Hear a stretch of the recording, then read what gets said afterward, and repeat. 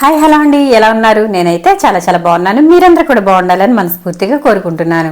సుగుణ వంటింటికి స్వాగతం. ఈ రోజు మన వంటింట్లో ఎండు చేపలు మామిడికాయ కర్రీ ఏ విధంగా తయారు చేసుకోవాలో చూద్దాం. చాలా టేస్టీగా ఉంటుంది. అలాగే మామిడికాయ సీజన్ స్టార్ట్ అయింది కదండి, మరి ఆ మామిడికాయతో ఫస్ట్ మామిడికాయతో మరి కర్రీ అయితే తయారు చేసుకుందాం. అంటే ఫస్ట్ అంటే నేను ఈ సీజన్లో వండేది ఫస్ట్ అనమాట. కాబట్టి ఫస్ట్ కాయతో మనమైతే ఈరోజు కర్రీ చేసేసుకుందాం. మరి కర్రీ ఏ విధంగా తయారు చేసుకోవాలో చూసేద్దామా? Welcome back to my channel.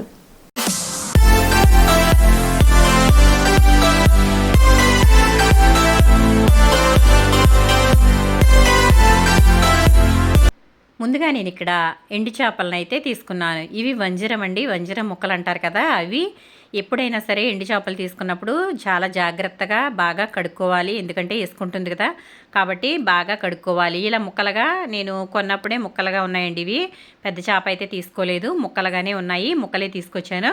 ఇప్పుడు వీటిని వేడి నీళ్ళలో వేసి కడుక్కోవాలి. అంటే నీళ్ళని బాగా మరిగించి పక్కన పెట్టుకున్న తర్వాత ఈ ముక్కలు వేసి ఒక 10 నిమిషాలు ఆ విధంగా వదిలేసినట్లయితే దీనిపైన ఉండే పొరంతో చూసారా, ఈ నల్లగా ఉన్న పొర అయితే వచ్చేస్తుంది.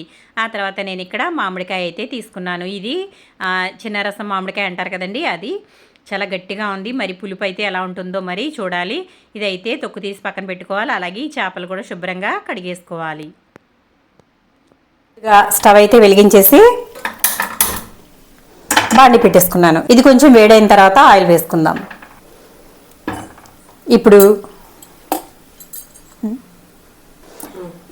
ఇప్పుడు వేడైతే అయింది, ఆయిల్ అయితే వేసుకుందాము. కూరకి సరిపడా నూనె అయితే వేసుకుందాం. సమ్మర్లో మనకి ఎప్పుడైనా సరే కొంచెం పులుసులు, చార్లు అట్లాంటివి అయితే బాగుంటాయండి. ఇగురు కూరలు అంటే అంత ఇదిగా ఉండదు, కానీ మామిడికాయ చూస్తే మాత్రం కర్రీస్ అసలు నోరు ఊరిపోతుందండి. మామిడికాయ అయితే నాకైతే పచ్చి మామిడికాయ ఎప్పుడెప్పుడు దొరుకుతుందా, వెరైటీస్ అయితే ట్రై చేసేద్దామని చెప్పి చూస్తూ ఉంటాను నేను. నాకైతే అంత ఇష్టం. కాబట్టి ఈరోజు అయితే మన మామిడికాయతో ఎండు చేపల ఎగురు అయితే మనం చేసుకోబోతున్నాం. ఇప్పుడు నూనె అయితే వేడైపోయింది. నేను ముందుగా ఇక్కడ చేపల్ని మీకు చూపించాను కదా, ఈ చేపల్ని శుభ్రంగా వేడి నీటిలో కడిగేసుకున్నానండి. మనకి ముందు అయితే ఇలా ఉంది కదా, తెల్లగా ఉంది. ఇప్పుడైతే చూడండి, ఇదంతా కూడా చక్కగా వేడి నీళ్ళల్లో వేసి కడిగేటప్పటికి చక్కగా ఇలా అయితే తెల్లగా వచ్చేసాయి. ఇప్పుడు వీటిని వేయించుకుందాం. ఎండు చేపలు వండుకునేటప్పుడు ఈ విధంగా వేయించుకోవడం వల్ల కర్రీ అనేది చాలా టేస్టీగా ఉంటుంది. దూరంగా ఉండి వేసుకోవాలండి, లేదంటే కనుక ఆయిల్ మీదకి చిందుతుంది. చూసారా, చేపలు వేసేసాం కదా. ఇప్పుడు రెండో పక్కకైతే తిప్పేసుకుందాము.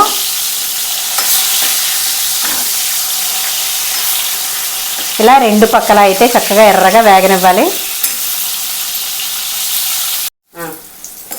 మన చేపలు అయితే వేగిపోయాయి. ఇప్పుడు వీటిని తీసేసుకుందాము. చూడండి ఎంత చక్కగా వేగాయో.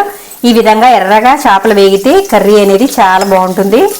మీకు ఇంతకుముందు కూడా నేను చాలా వీడియోస్లో చెప్పాను కదా, మన దాంట్లో ఎండు మెత్తళ్ళ కర్రీ ఉంది, అలాగే ఎండు రొయ్యల కర్రీ, ఇంకా రిబ్బన్ ఫిష్తో కర్రీ, ఇవన్నీ కూడా ఉన్నాయండి. ఒకసారి చూడండి. ఎండు చేపలు అంటే ఇష్టపడిన వాళ్ళు ఎవరు ఉంటారు? అందులో సముద్రపు చేపలు అంటే చాలా బాగుంటాయి ఎండు చేపలు.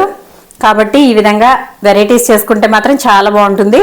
ఇప్పుడైతే చేపలు తీసేసాం కదా, ఇప్పుడు ఇందులో ఉల్లిపాయలు వేసుకుందాం. ఉల్లిపాయలను అయితే నేను ఇలా కట్ చేసి పెట్టుకున్నానండి. 2 మీడియం సైజు ఉల్లిపాయలని, అలాగే ఒక 5 వరకు పచ్చిమిర్చిని కట్ చేసుకున్నాను. ఇప్పుడు ఇవి ఇందులో వేసేసుకుందాం. వంట చేసేటప్పుడు దూరంగా ఉండి చేసుకోవాలండి, లేదంటే కనుక ఆయిల్ కింది మీద పడుతుంది. మళ్ళీ అవి మానాలంటే చాలా టైం పట్టేస్తుంది. కాబట్టి ఆయిల్ మరకలు పడితే చాలా త్వరగా మచ్చలు ఏర్పడిపోతాయండి. కాబట్టి చాలా జాగ్రత్తగా వంట చేసేటప్పుడు, ముఖ్యంగా కొత్తగా వంట చేసే వాళ్ళైతే జాగ్రత్తగా ఉండి చేసుకోండి. ఉల్లిపాయలు వేస్తాం కదా, ఇప్పుడు ఒకసారి అయితే కలిపేసుకుందాము.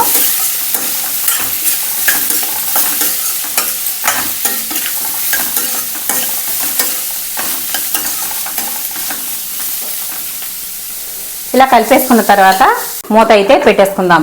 మూత పెట్టుకున్న తర్వాత ఇది మెల్లగా మగ్గుతూ ఉంటుంది. మనం ఇందులో ఉల్లిపాయలు మగ్గడానికి సాల్ట్ వేస్తాం కదా, కానీ ఇప్పుడైతే నేను వేయడం లేదు. ఎందుకంటే మనకి చేపల్లో అయితే చాలా ఉప్పుగా ఉంటాయండి. ఇవి సముద్రపు చేపలు అని చెప్పాను కదా, కాబట్టి ఉప్పు చేపలు ఇవి. కాబట్టి మనం కూర వండుకునేటప్పుడు ఉప్పు చూసుకోవాలి. అలాగే మనం ఈ విధంగా మనం ఉల్లిపాయలు వేయించుకునేటప్పుడు కూడా ముందు చేపలు వేపాం కాబట్టి అందులో ఉప్పు దిగి ఉంటుంది కదా, కాబట్టి ఇంకా మనమైతే ఎటువంటి సాల్ట్ వేసుకోకర్లేదు, ఇవి చాలా త్వరగానే మగ్గిపోతాయి.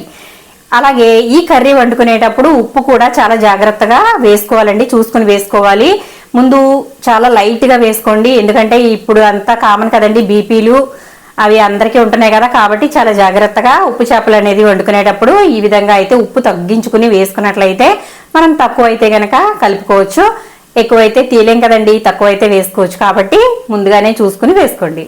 ఇప్పుడైతే ఒకసారి మనం కలుపుకుందాము.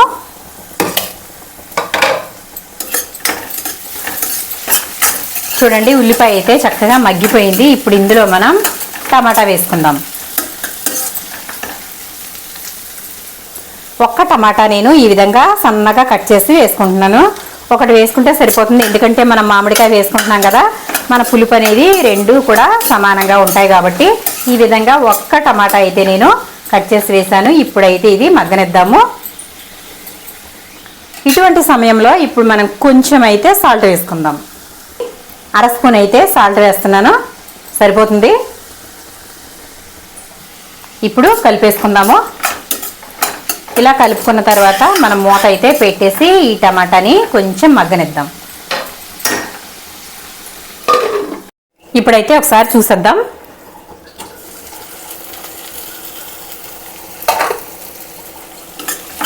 ఇదిగోండి చక్కగా మగ్గిపోయింది. ఇప్పుడు మనం ఇందులో మామిడికాయ ముక్కలు అయితే వేసేసుకుందాం. ఇదిగోండి మామిడికాయ అయితే నేను చక్కగా కట్ చేసేసాను. ఇది మరీ అంత పులుపు లేదండి, టెంక కూడా అంత రాలేదు, కొంచెం పులుపు తక్కువగానే ఉంది, కాబట్టి నేనైతే ఫుల్ కాయ అయితే వేసేస్తున్నాను. ఇలా పెద్ద పెద్ద ముక్కలుగా కట్ చేసుకుంటే బాగుంటుంది కాబట్టి ఇలా అయితే కట్ చేశాను. మనం తినేటప్పుడు కూడా ముక్క తగులుతూ చక్కగా పుల్ల పుల్లగా టేస్ట్ అయితే చాలా బాగుంటుంది, కాబట్టి నేనైతే పెద్ద పెద్ద ముక్కలుగానే కట్ చేసేసి వేసేసాను. నాకైతే ఇంకా పొడవుగా ఉంటే ఇష్టమండి.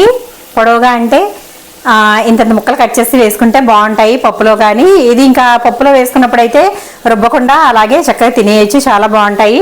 కానీ మా పిల్లలు కానీ మా హస్బెండ్ కానీ మామిడికాయ అంటే చాలా దూరంగా ఉంటారండి. మా హస్బెండ్ అయితే పులుపు పులుపు అంటారు, ఆయన కొంచెం గ్యాస్ట్రిక్ ప్రాబ్లం ఉంది కాబట్టి పులుపు ఎక్కువగా ప్రిఫర్ చేయరు. ఇంకా మా పిల్లలు అంటే ప్రతిదీ కూడా అమ్మో అమ్మో అంటారండి. ఇంకా నాకైతే మాత్రం అన్నీ చాలా ఇష్టం కాబట్టి నేనైతే చేస్తాను, వాళ్ళకి అలాగే పెడతాను, తింటారండి. చూసారా, ఇప్పుడు మామిడికాయ వేసాం కదా, ఇది ఒక 2 నిమిషాలు అయితే మగ్గనిద్దాము. మూత పెట్టేసి ఇంకో 2 నిమిషాలు మగ్గనిద్దాం. ఇప్పుడు మన కర్రీ అయితే ఒకసారి చూసేద్దాము. ఇదిగోండి చక్కగా మామిడికాయ మగ్గిపోయింది. ఒకసారి కలిపేసుకుందాం. చూసారా, ఉల్లిపాయ టమాటా అలాగే మామిడికాయ చక్కగా మగ్గిపోయింది. మన కూర అయితే దగ్గరికి వచ్చేసింది. ఇప్పుడు అయితే ఇందులో అయితే మనం సాల్ట్ అయితే వేసుకున్నాం కదా, ఇప్పుడు కారం వేసుకుందాం. కారం అయితే 2 స్పూన్లు వేసుకుంటున్నాను నేను. ఒక పావు స్పూన్ అయితే పసుపు వేసాను. ఇప్పుడు ఇదంతా ఒకసారి బాగా కలిపేసుకుందాము.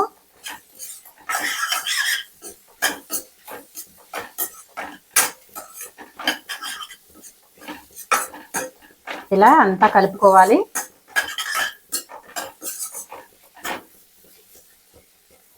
కలుపుకున్న తర్వాత ఇప్పుడు ఇందులో మనం వాటర్ వేసుకుందాం. ఇప్పుడు వాటర్ వేసుకుందాం. మనకి ఎంతైతే గ్రేవీ కావాలో అంత వాటర్ అయితే వేసుకుంటే సరిపోతుంది. నేనైతే 1 కప్పు అయితే వేసేసాను. ఇది మనకి ఎలాగో ఉడుకుతుంది కాబట్టి మళ్ళీ మనం ఇందులో చేపలు కూడా వేస్తాం కదా, సరిపోతుంది. చూసారా, ఇలా అయితే ఒకసారి అంతా కలిపేసుకోవాలి. ఇలా కలుపుకున్న తర్వాత ఇప్పుడు మనం ఇది ఒక ఉడుకైతే రానిద్దాము. మూత అయితే పెట్టేసుకుని ఒక ఉడుకు వచ్చిన తర్వాత చేపలు వేసుకుంటే మన కర్రీ అయితే రెడీ అయిపోతుంది. చాలా టేస్టీగా ఉండే ఎండు చేపలు మామిడికాయ కర్రీ అయితే రెడీ అయిపోతుంది. ఇది కొంచెం సేపు ఇలా ఉడకనిద్దాం. ఇప్పుడు మన కర్రీ అయితే చూసేద్దామండి. నాకు తెలిసి అయిపోయింది, ఇంకా అయిపోయిందండి, కర్రీ రెడీ అయిపోయింది. చూసారా ఎంత కలర్ఫుల్గా కనిపిస్తుందో. మన చేపలు మామిడికాయ కర్రీ అయితే రెడీ అయిపోయింది. స్మెల్ మాత్రం అదర కొట్టేస్తుంది. మనం అయితే ఇప్పుడు స్టవ్ అయితే ఆఫ్ చేసేద్దాము. చూసారా చక్కగా మామిడికాయ అయితే ఉడికిపోయింది చూడండి. ఇదిగోండి పేస్ట్ అయిపోతుంది, చక్కగా ఉడికిపోయింది. చూసారా స్టవ్ అయితే ఆఫ్ చేసేసాను. ఇది ఒక బౌల్లోకి అయితే తీసేద్దాము. అంతేనండి, ఎంతో టేస్టీగా ఉండే మామిడికాయ ఎండు చేపల కర్రీ అయితే రెడీ అయిపోయింది. ఇప్పుడు ఇది బౌల్లోకి తీసి టేస్ట్ ఎలా ఉందో చూసి మీకు చెప్తాను. చూసారా నేనైతే కర్రీ బౌల్లోకి వేసేసాను. మనకు కలర్ఫుల్గా కనిపిస్తుంది కర్రీ అయితే, చాలా బాగుంది. ఇప్పుడు టేస్ట్ అయితే చూద్దాము. ఇదిగోండి నేనైతే రైస్ వేడివేడిగా ఉన్న రైస్ పెట్టేసుకున్నాను, అలాగే కర్రీ కూడా వేసుకున్నాను. ఇదిగోండి చేప. ఇప్పుడు టేస్ట్ అయితే చూస్తాను ఏ విధంగా ఉందో.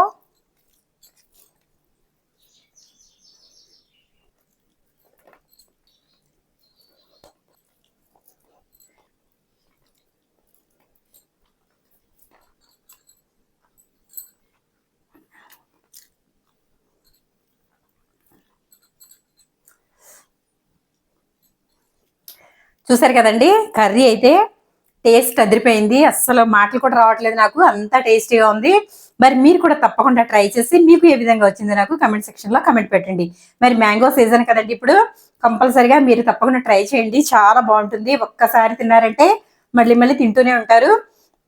అసలు పేరు తలుచుకుంటేనే నోట్లోంచి నీళ్ళు వచ్చేస్తాయండి, అంత బాగుంది. నాకైతే అసలు ఇంకా ఏం చెప్పాలో కూడా అర్థం కాలేదు. చూడండి మొత్తం రైస్ అంతా తినేసాను. చూసారు కదా, మరి వీడియో నచ్చిందా? నచ్చితే కనుక లైక్ చేయండి, షేర్ చేయండి, సబ్స్క్రైబ్ చేయండి.